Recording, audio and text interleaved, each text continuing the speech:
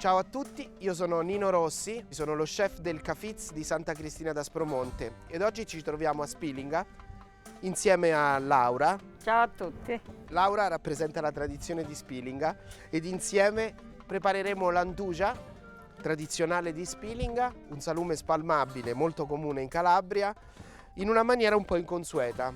Utilizzeremo il coltello per tritarla, faremo tutto a mano senza utilizzo di alcuna macchina, cercando di avvicinarci il più possibile al prodotto professionale. Allora, iniziamo tritando finemente la carne.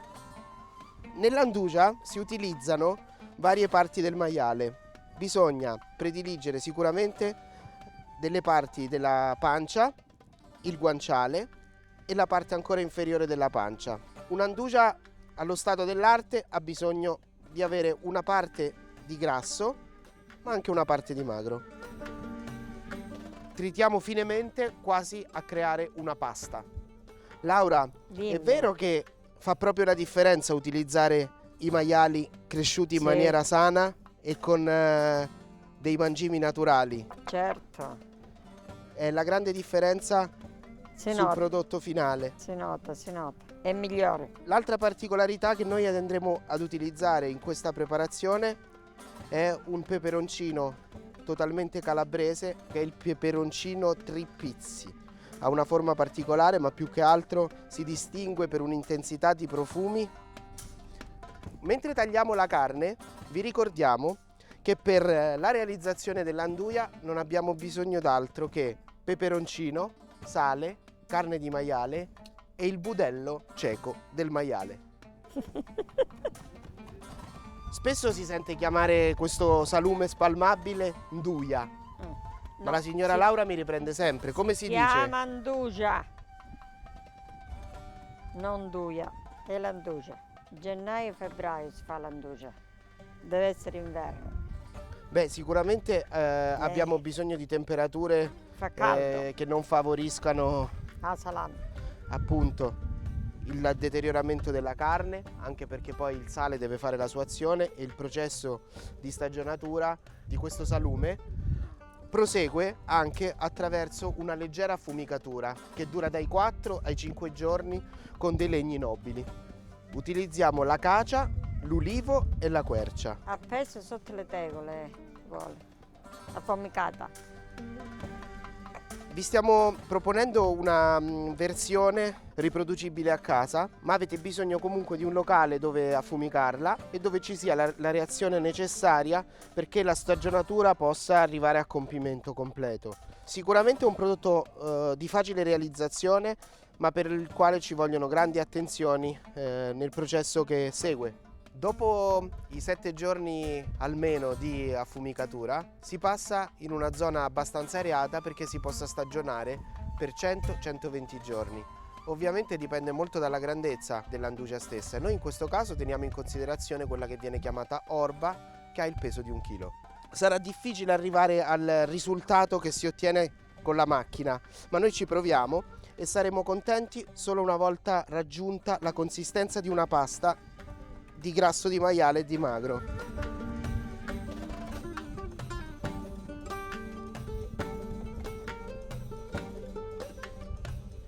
Laura, il compito duro l'hai lasciato a me. Ecco, bravo.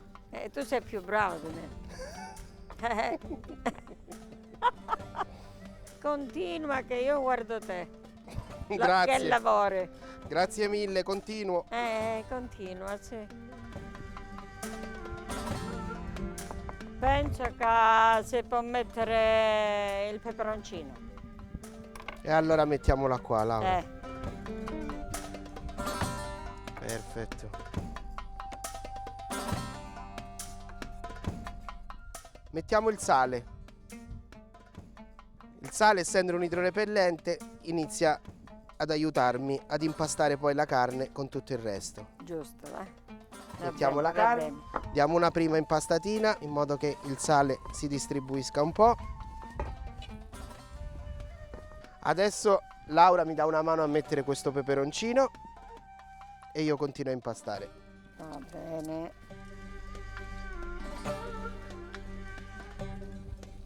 noi mettiamo una percentuale di peperoncino piccante e una di peperoncino dolce, e in questo caso abbiamo utilizzato come peperoncino principale una varietà tipica del Monteporo ed è il Tripizzi del Monteporo, un peperoncino molto profumato e molto particolare che caratterizza questa preparazione.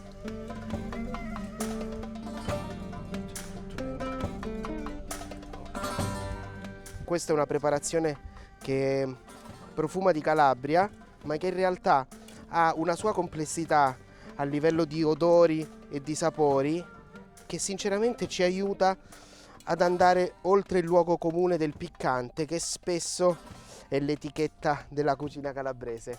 Io ho iniziato a definirla come un esaltatore di sapidità. Certe volte sarebbe da utilizzare come il miso calabrese. Laura, storicamente l'andugia, oltre a usarla spalmandola sul pane, con che cosa si utilizzava tanto? Con i fagioli? Con che cosa? Molto. Con le verdure selvatiche, sì, in Aspromonte, insieme alle verdure selvatiche, il risultato insomma è una miscela esplosiva. Negli ultimi anni l'andugia ha conquistato le ribalte internazionali, è un superfood, nel senso che è molto versatile e quindi si può trovare sia nelle catene magari di fast food, ma anche in alcune preparazioni gourmet. Il mio amico Francesco Mazzei, chef calabrese molto noto a Londra, diciamo, ha reso questo ingrediente un fancy food. Ma hai capito che è diventata famosa anche all'estero? Certo, a tutte le parti va. Lo avresti mai detto che sarebbe diventata così famosa all'estero? Non pensavo, però è famosa a tutte le parti.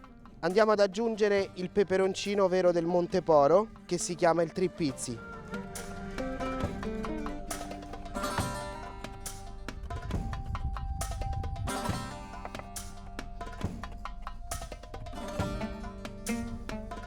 Una volta battuta al coltello la mettiamo nel nostro impasto.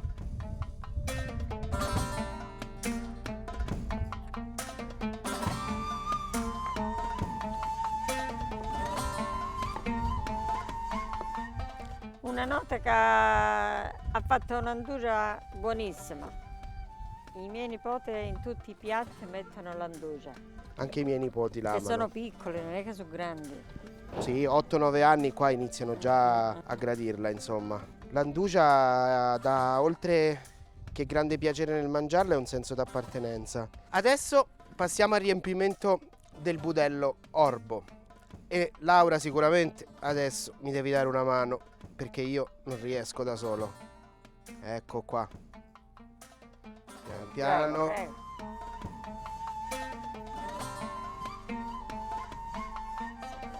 Secondo.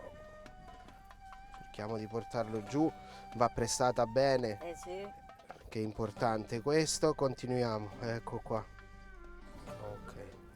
Però più piccolo. Ma pressala un pochino. Sì. Prima. Se no poi non riesci. Piano piano. Ecco. Qui. Ci vogliono i consigli. I consigli ci vogliono, certo. Non è che è una cosa semplice. Sembra, semplice. ma non Io è. presso, come abbiamo detto, Bravo. gentilmente. Ecco qua. Ancora. Via, via, via, via. Andiamo a riempire Ok. con un, diciamo, il totale del preparato. Ora siamo felici, sporchi di peperoncino. Sì. Cerchiamo di comprimere il più possibile la carne all'interno del budello, perché questa è una cosa che poi l'aiuterà nel processo di stagionatura. Una volta inserito tutto il nostro impasto nel budello, lo leghiamo. Ecco.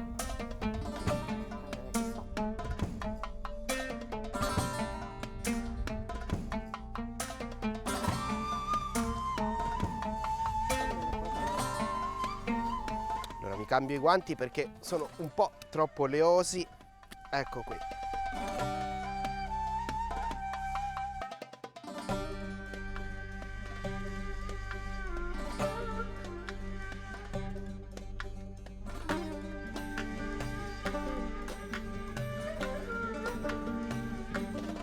Concluso tutto.